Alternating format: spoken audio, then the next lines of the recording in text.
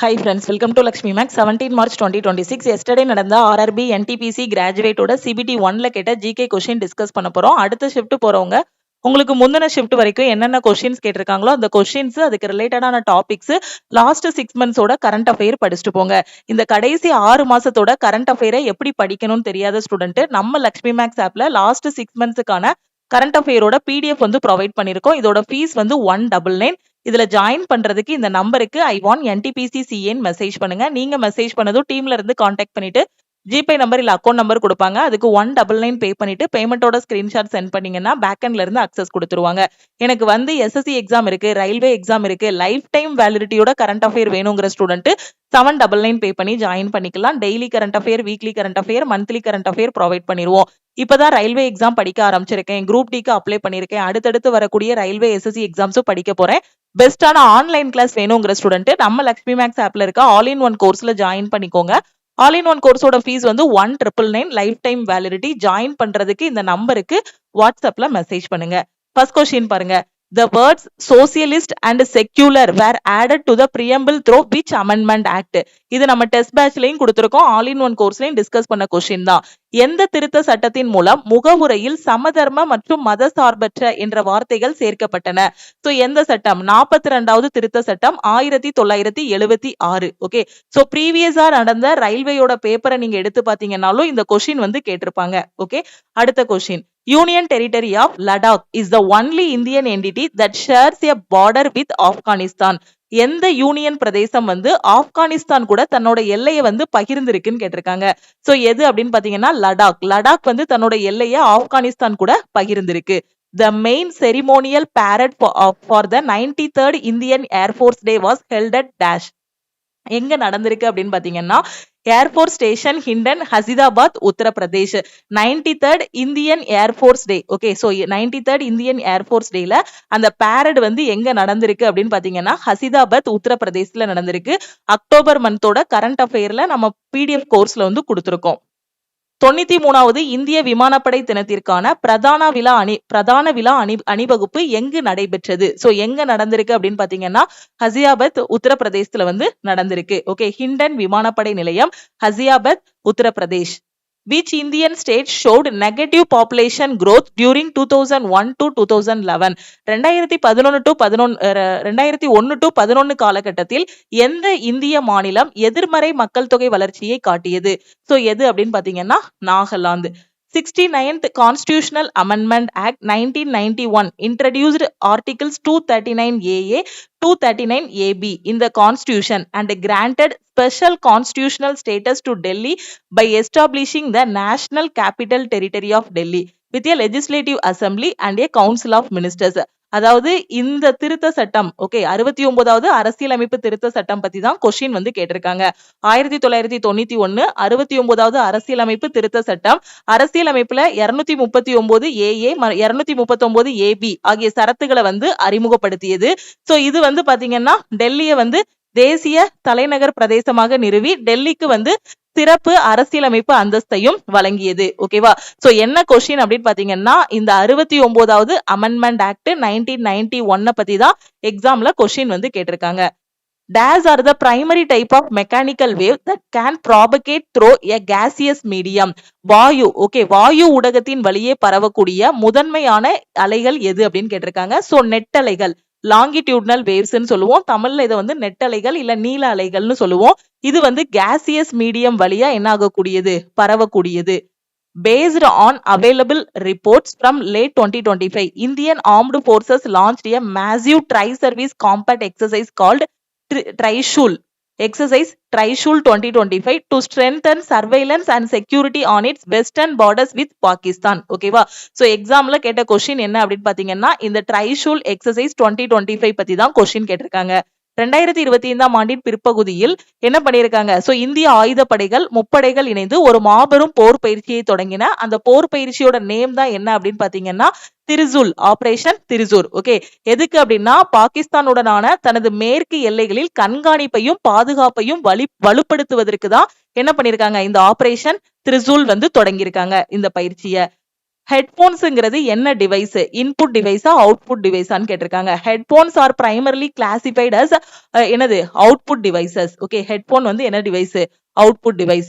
த only active volcano. இந்த question repeat ஆயிருக்கு. 16ஆம் தேதி கேட்ட கொஸ்டின் ரிப்பீட் பண்ணிருக்காங்க. 16 மார்ச்ல கேட்ட கொஸ்டின். சோ ப்ரீவியஸ் ஷிஃப்டோட கொஸ்டின்ஸ் நீங்க பார்க்கும்போது 1 or 2 கொஸ்டின்ஸ் வந்து அப்படியே ரிப்பீட் ஆகும். அதுக்கு ரிலேட்டடான டாபிக்ஸ் எல்லாம் படிக்கும்போது இந்த லாஸ்ட் மினிட்ல ஒரு 10 கரண்ட் அஃபேர் கொஸ்டின் வரைக்கும் நீங்க ஒரு 10 ஜெனரல் அவேர்னஸ் கொஸ்டின் வரைக்கும் நீங்க அட்டன் பண்ண முடியும்.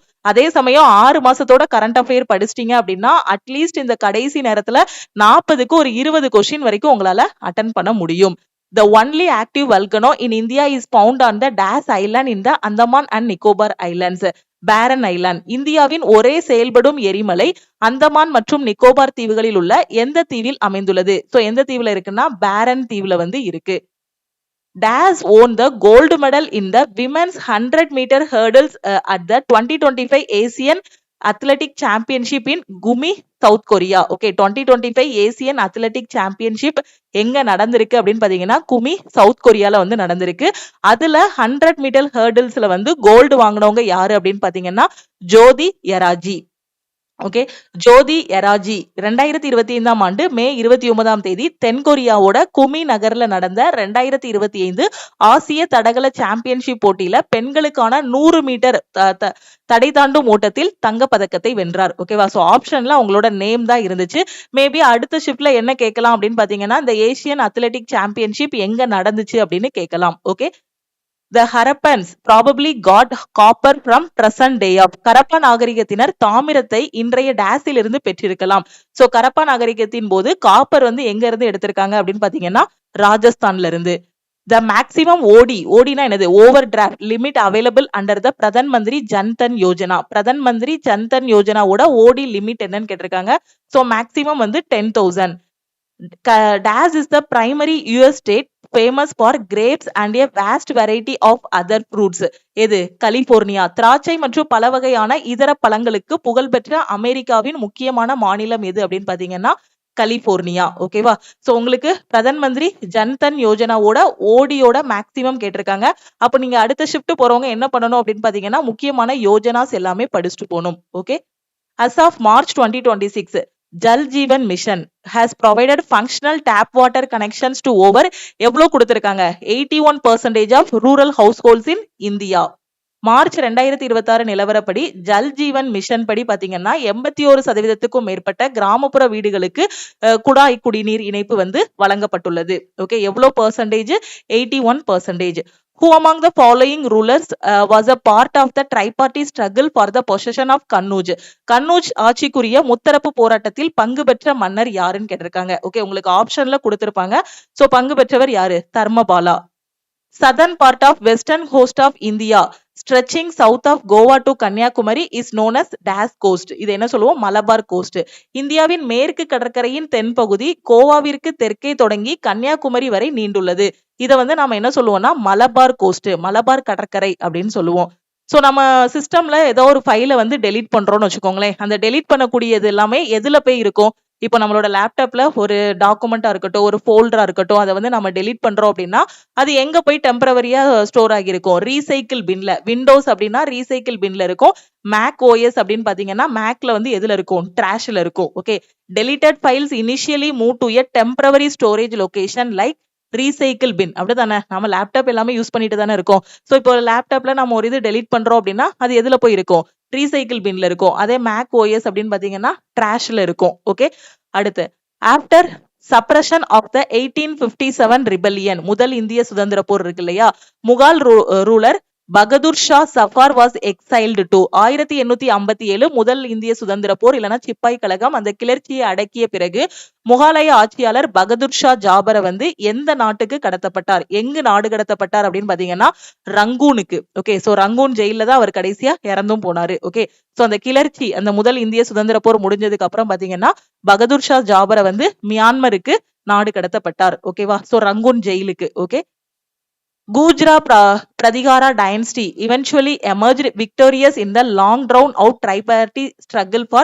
control over Kannauj. Gurjara Pratihara வம்சம் வந்து கன்னூஜின் மீதான கட்டுப்பாட்டிற்காக நீண்ட காலம் நீடித்த மும்மனை போராட்டத்தில் இறுதியில் வெற்றி பெற்றது. ஓகே, கன்னூஜின் மீதான அந்த போராட்டத்துல அந்த வின் பண்ணவங்க யாரு அப்படின்னு பாத்தீங்கன்னா கூர்ஜா பிரதிகாரா.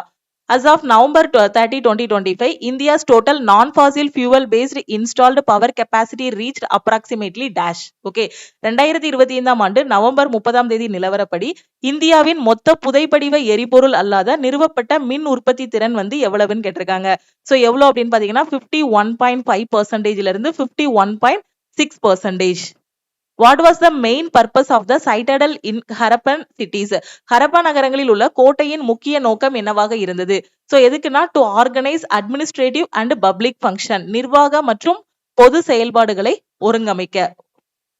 ஆர்டிகிள் 39 பத்தி கேட்டிருக்காங்க. Article 39 of Indian constitution primarily aims to establish a social order that promotes the welfare of the people by securing socio-economic justice.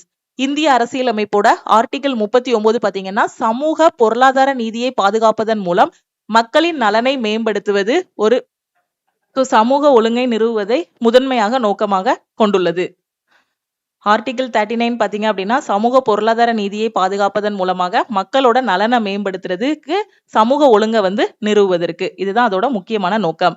அடுத்து ரஸ்டிங் ஆஃப் அயன், இரும்பு துரு பிடிக்கிறது அப்படிதானே. சோ வீட்ல எல்லாம் வெளியே இரும்பு தூக்கி போட்டோம் அப்படின்னா அந்த மழை தண்ணி பட்டு இல்ல எல்லா தண்ணியும் பட்டு அந்த தண்ணி இது கூட வெளியே இருக்கக்கூடிய அந்த காற்று அது எல்லாமே இது பண்ணி வினை புரிஞ்சு அதுல வந்து என்ன உருவாகும், ஒரு ரஸ்ட் உருவாகும். ரஸ்ட்ங்கிறது என்னது, ஒரு துரு உருவாகும். அந்த துரு உருவாகிறது என்ன வினை அப்படின்னு கொஸ்டின் கேட்டிருக்காங்க. Rusting of iron is a classic example of dash redox reaction, oxidation reduction. இரும்பு துருப்பிடித்தல் அப்படிங்கிறது பாத்தீங்கன்னா ஆக்சிஜன் ஏற்ற ஒடுக்க வினைக்கு ஒரு எடுத்துக்காட்டு.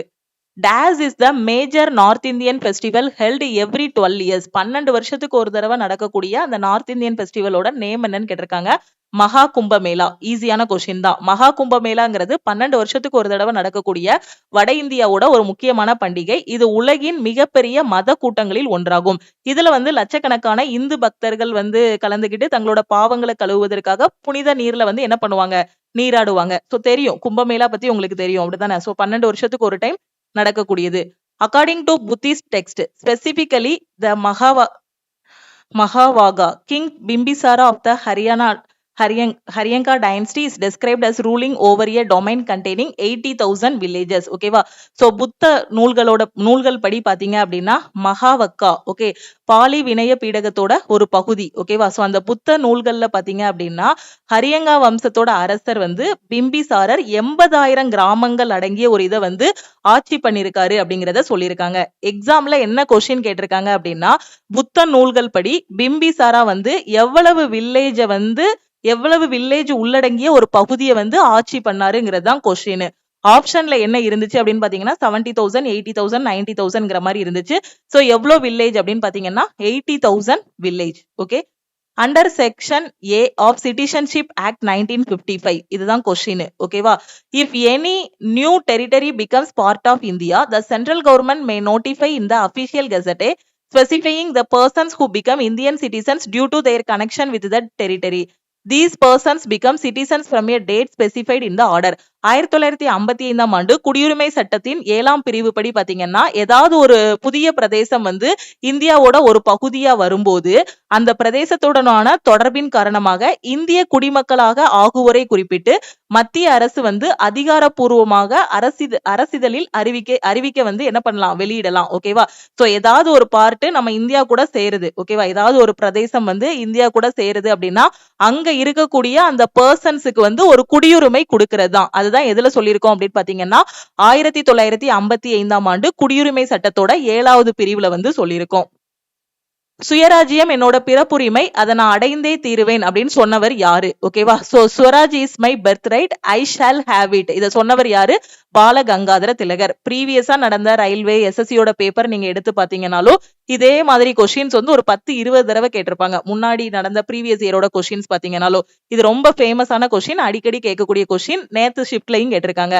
லோக்மானிய திலக் அப்படின்னு இவரை சொல்லுவோம். யார, பால கங்காதர திலகர். ஓகேவா. இவரு தான் சுயராஜ்யம் எனது பிறப்புரிமை, அதை நான் அடைந்தே தீருவேன் அப்படின்னு சொன்னவர் யாரு, பால கங்காதர திலகர். இவரை வந்து லோக்மானிய திலக்குன்னு சொல்லுவாங்க. The most appropriate fiscal policy during an economic recession is பொருளாதார மந்த நிலையின் போது மிகவும் பொருத்தமான நிதி கொள்கைங்கிறது என்ன அப்படின்னா விரிவாக்க நிதி கொள்கை, expansionary fiscal policy. The two countries included with India in the ACITI, Australia, Canada, India Technology and Innovation Partnership. Okay, உங்களுக்கு இதோட எக்ஸ்பான்ஷன் கொடுக்கல. ஓகேவா? ஸோ இந்த எக்ஸ்பான்ஷன் வந்து இப்போ நான் கொடுத்துருக்கேன், பட் எக்ஸாம்ல வந்து ACITIனா என்னன்னு சொல்லல. The two countries included with India in the ACITI is டேஷ்னு கொடுத்திருந்தாங்க. ஆப்ஷன்ல பாத்தீங்கன்னா யூஎஸ் கனடா, ஆஸ்திரேலியா கனடாங்கிற மாதிரி கொடுத்திருந்தாங்க. ஓகேவா? ஸோ ஆன்சர் என்ன அப்படின்னு பாத்தீங்கன்னா Australia and Canada. ACITI Australia Canada India தொழில்நுட்பம் மற்றும் புத்தாக்கம் இந்த கூட்டமைப்பு, இந்த ACITI கூட்டமைப்புல எந்த கண்ட்ரீஸ் எல்லாம் இருக்கு அப்படின்னு பாத்தீங்கன்னா இந்தியா, ஆஸ்திரேலியா அண்ட் கனடா. எக்ஸாம்ல கொஸ்டின் என்ன அப்படின்னு பாத்தீங்கன்னா ACITI கூட்டணியில இந்தியா மற்றும் மற்ற பிற நாடுகள் எவை, இதுதான் கொஸ்டின். எது அப்படின்னா Australia and Canada. Which of the following is a notable architectural structure of Harappan civilization? Harappa நாகரிகத்தோட குறிப்பிடத்தக்க கட்டடக்கலை அமைப்பு எது? எது? ஜெயின் பாத்ரூம். ஓகேவா? பிரம்மாண்டமான குளியலறை. அடுத்து ராஜ்தரங்கினி described the history of which region in India as per கல்ஹானா. கல்ஹனரின் கூற்றுப்படி ராஜ்தரங்கினி இந்தியாவின் எந்த பகுதியின் வரலாற்றை விவரிக்கிறது? எந்த பகுதியோடது? காஷ்மீரோட வரலாற்றை விவரிக்கிறது. The motion of a body falling freely under the influence of gravity. Okay, புவியீர்ப்பு விசையின் காரணமாக சாதாரணமா மேல இருந்து ஒரு பொருள் கீழே விழுதுன்னு வச்சுக்கோங்களேன். சோ அப்போ is classical example of, இது எதுக்கு எடுத்துக்காட்டு? சீரான இயக்கத்திற்கு இது வந்து எடுத்துக்காட்டு. யூனிஃபார்ம்லி அசிலரேட்டட் மோஷன், புவியீர்ப்பு விசையின் தாக்கத்தால் இல்ல புவியீர்ப்பு விசையின் காரணமாக எந்த ஒரு தடையுமே இல்லாம ஒரு பொருள் வந்து கீழே விழுது அப்படின்னா அது சீரான முடுக்க இயக்கத்திற்கு ஒரு எடுத்துக்காட்டு. In which year Swadeshi movement started in India? சுதேசி இயக்கம் எந்த ஆண்டு தொடங்கப்பட்டது? 1905. இந்த சுதேசி இயக்கத்துல என்ன பண்ணாங்க? அந்நிய பொருட்களை வந்து நிராகரிச்சாங்க. இந்தியாவிலே தயாரிக்கப்பட்ட பொருட்களை மட்டும் தான் பயன்படுத்தினாங்க. குல்லு எங்க இருக்கு? ஹிமாச்சல் பிரதேசத்துல இருக்கு. இஸ் ஜெனரலி மச் கோல்டர் தன் ஊட்டி. அப்படிதானே? ஊட்டியை விட ஹிமாச்சல் பிரதேசத்துல இருக்கக்கூடிய குல்லு வந்து பாத்தீங்கன்னா ரொம்ப குளிரா இருக்கு. ஓகேவா? ஊட்டி எங்க இருக்கு? நம்ம தமிழ்நாட்டுல இருக்கு. And the rest of south India especially during winter when temperatures can drop significantly below freezing due to its இதுக்கு காரணம் என்ன அப்படின்னு பாத்தீங்கன்னா high latitude and altitude. Okay, குளு இமாச்சல் பிரதேசம் பாத்தீங்கன்னா ஊட்டியை கம்பேர் பண்ணும்போது ரொம்பவே குளிரா இருக்கு. அதுக்கு காரணம் என்ன அப்படின்னா அதோட உயர் அச்ச ரேகை மற்றும் அதோட உயரத்தின் காரணமாக குளிர்காலத்தில் வெப்பநிலை உறைநிலைக்கு கீழே கணிசமாக குறைகிறது. இதுதான் அதுக்கு காரணம். ஓகேவா? சோ அந்த ஊட்டி குளிர கம்பேர் பண்ணும்போது ஹிமாச்சல் பிரதேசத்தோட குளு, ஓகே, அந்த குளுவோட குளிர் வந்து அதிகமா இருக்கு. காரணம் என்ன அப்படின்னா அது வந்து உயரத்துல இருக்கு, அதோட உயர் அச்ச ரேகை. ஓகேவா? ஓகே, சோ இதுதான் பாத்தீங்கன்னா 17 மார்ச்சோட ஷிஃப்ட் 1ல கேட்ட கொஸ்டின்ஸ். அடுத்த வீடியோல ஷிஃப்ட் 2 and 3ல கேட்ட கொஸ்டின்ஸ் வந்து நம்ம டிஸ்கஸ் பண்ணலாம். மேம், எனக்கு அடுத்தடுத்த ஷிஃப்ட்ல தான் எக்ஸாம்ஸ் இருக்கு, இந்த பிடிஎஃப்ஸ் எல்லாமே எனக்கு வேணுங்கிற ஸ்டூடெண்ட் நம்ம லக்ஷ்மி மேக்ஸ் ஆப்ல ஃப்ரீ மெட்டீரியல்ல ஒவ்வொரு ஷிஃப்ட்டோட பிடிஎஃப் எல்லாமே அப்லோட் பண்ணிருக்கோம். அதுல இருந்து நீங்க டவுன்லோட் பண்ணிக்கலாம்.